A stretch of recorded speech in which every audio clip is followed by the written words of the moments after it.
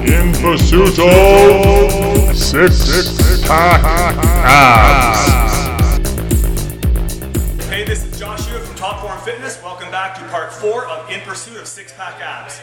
In today's tutorial, I want to show you some alternative methods of performing high-intensity interval training. I've been getting a little bit bored of using the bicycle in the morning to my interval training, and I've been slacking off a little bit of that. And it's paid off with my progress over the last couple of weeks. So I'm going to show you some alternative methods using implements and sprinting. But before I get into that, I want to clear something up. Some of you might be thinking that, sure, as a trainer who's involved with fitness for most of my life and has already been in pretty good shape, getting that last little bit of body fat off to show my abs might be a little easier. But it hasn't always been this way for me. And I want to show you a picture of myself when I consider to be in the worst shape of my life about 3 years ago, just after my daughter was born. Check it out. This was taken on vacation on the beach in Mexico, and as you can see, I appear to be completely oblivious to how out of shape I am. But some of you watching may be able to identify with me on this. It just seemed to happen overnight. Hormone changes that happen as you approach 40, as well as taking on the new responsibilities and lack of sleep that comes along with becoming a parent. It just seemed like I woke up one day and looked in the mirror and I was out of shape. Now fast forward to just a couple of weeks ago, and as you can see, I've made considerable progress just following the principles and techniques that I'm going to share with you in this tutorial series. So I'm not showing you my progress towards six-pack abs to impress you, but rather to impress upon you that if I can do it, a busy father who's in his 40s with a mortgage, running a busy business, then you can do it too. Okay, so before we get into the tutorial, let's see what my progress is so far.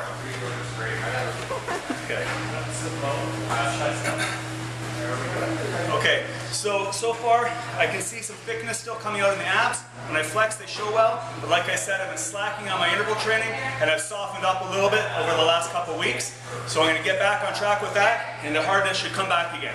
But overall, progress is coming along. And I'm at a body weight of 205. Last time I checked, my body fat percentage was around 11%. When I started, it was 14%. Okay, let's get on to the tutorial.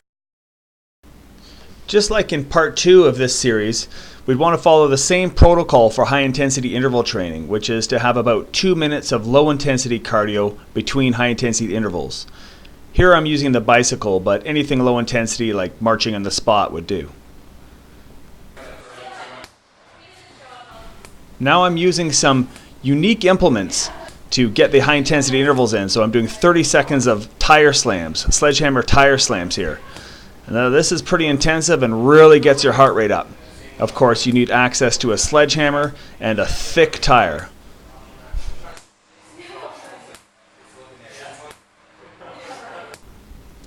Then I'm back on the bicycle for about 2 minutes, pacing myself between intervals.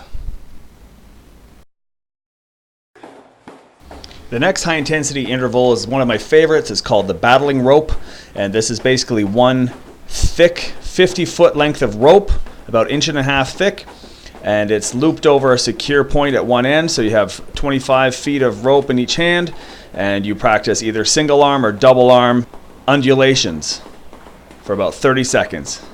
This is tough.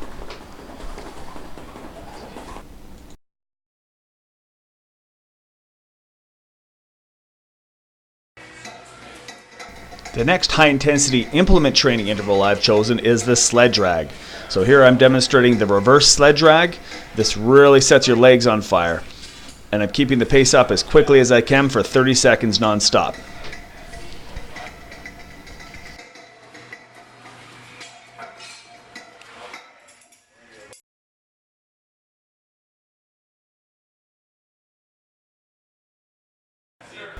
The final high-intensity interval for this workout is the kettlebell swing. I'm going to perform this for about 30 seconds and then finish back on the bicycle for a complete high-intensity interval training workout using the implements.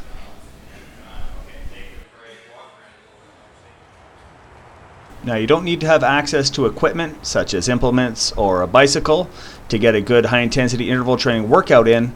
As you can see, we can do jogging and sprint intervals outside or on a track, performing a high-intensity run or sprint for as close to 30 seconds as I can maintain it.